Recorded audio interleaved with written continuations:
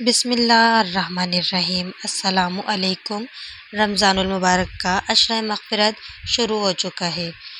خوش قسمت ہیں وہ لوگ جو اس ماہ میں زیادہ سے زیادہ نیکیاں سمیٹ کر اللہ رب العزت کی رضا و خوشنودی حاصل کرنے میں کامیاب اور کامران ہو رہے ہیں۔ قرآن مجید فرقان حمید میں ارشاد باری تعالیٰ ہے، اے ایمان والوں، تم پر روزے فرض کیے گئے ہیں جس طرح تم سے پہلے لوگوں پر فرض کیے گئے تھے تاکہ تم متقی بن جاؤ۔ خالق کائنات اللہ عز و جل نے روزے کی فرضیت کا مقصد بتاتے ہوئے فرمایا تاکہ تم متقی بن جاؤ۔ رمضان المبارک کے عشرہ مغفرت کا آغاز ہو چکا ہے جو کہ اپنے اندر پہلے سے زیادہ اجر و ثواب سموئے ہوئے ہے۔ رمضان المبارک وہ مہینہ ہے کہ جس میں نفل نماز کا ثواب فرض کے برابر اور فرض کا ثواب 70 گنا تک بڑھا دیا جاتا ہے۔ نہ جانے آئندہ سال اس ماہ مبارک کے یہ ایام ہمیں نصیب ہوں یا نہ ہوں، ہمیں ان ایام میں زیادہ سے زیادہ عبادت اور توبہ استغفار کرنا چاہیے۔ خوش قسمت ہیں وہ لوگ جو اس ماہ میں زیادہ سے زیادہ نیکیاں سمیٹ کر اللہ رب العزت کی رضا اور خوشنودی حاصل کرنے میں کامیاب اور کامران ہو رہے ہیں۔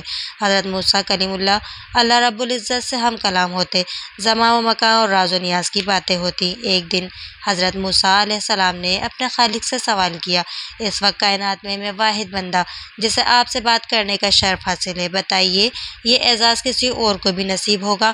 خالق کائنات نے ارشاد فرمایا، اے موسیٰ، اس دنیا میں ایک ایسی بھی امت آنے والی ہے جب میرے اور ان بندوں کے درمیان کوئی پردہ حائل نہیں ہوگا۔ حضرت موسیٰ علیہ السلام حیران ہوئے، باری تعالیٰ وہ کیسے؟ اللہ تعالیٰ نے فرمایا، یاد رکھ موسیٰ، تیرے اور میرے درمیان ملاقات کی صورت بے شمار پردے حائل ہے، جبکہ آمد امت کے ساتھ یہ معاملہ ہرگز نہ ہوگا۔ اس پر موسیٰ علیہ السلام کی حیرت میں مزید اضافہ ہوا۔ انہوں نے عرض کیا، کائنات کے مالک، بتائیے وہ کون خوش نصیب ہوں گے؟ اللہ تعالیٰ نے ارشاد فرمایا، وہ امت محمدی ہوگی، ان میں سے وہ لوگ جو ماہ رمضان کے ایام پا کر صرف میری رضا خوشنودی کے لیے روزے رکھیں گے اور پھر وقت افطار نڈھال جسم، خشک زبان اور منہ کی مہک کے ساتھ جو دعا مانگیں گے میں قبول کروں گا، کیونکہ اس لمحے ان کے اور میرے درمیان کوئی پردہ، کوئی فاصلہ نہ ہوگا۔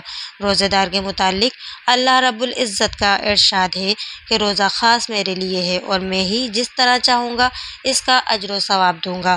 میرا بندہ میری رضا کے واسطے اپنی خواہش نفس اور اپنا کھانا پینا چھوڑ دیتا ہے، بس میں خود ہی اپنی مرضی کے مطابق اس قربانی اور نفس کشی کا صلہ دوں گا۔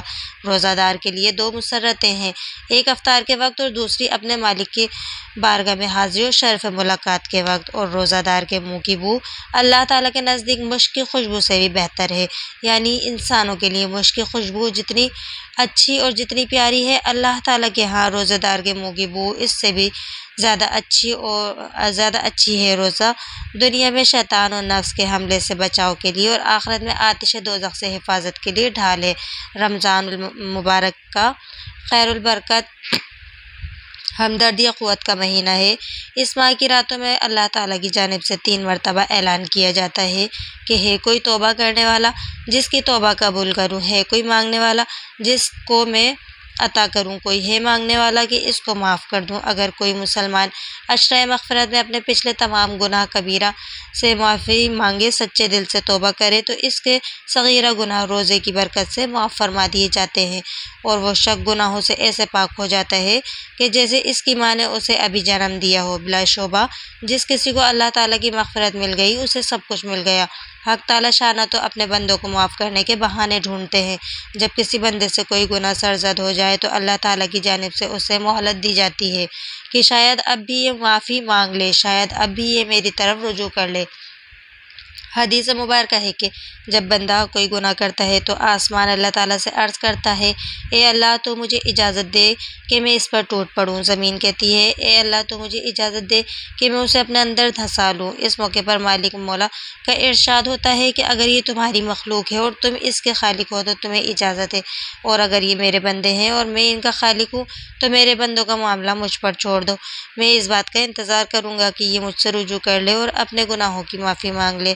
حضرت عبداللہ بن عمرو رضی اللہ تعالیٰ عنہ سے روایت ہے کہ نبی کریم صلی اللہ علیہ وآلہ وسلم نے ارشاد فرمایا، روزے اور قرآن دونوں بندے کے لیے شفاعت سفارش کریں گے۔ روزے عرض کریں گے، اے پروردگار، میں میں نے اس بندے کو کھانے پینے اور نفس کی خواہش پوری کرنے سے روکے رکھا تھا، آج میری سفارش اس کے حق میں قبول فرمائیے۔ اور قرآن کہے گا کہ میں نے اس بندے کو رات کو سونے اور آرام کرنے سے روکا تھا، آج اس کے حق میں میری سفارش قبول فرمائیے۔ چنانچہ روزہ اور قرآن دونوں کی سفارش بندے کے حق میں قبول فرما لی جائے گی۔ ویڈیو پسند آئی ہو تو لائک شیئر کمنٹس لازمی کیجیے گا۔ پھر ملتے ہیں اگلی ویڈیو میں، جب تک کے لیے اللہ حافظ۔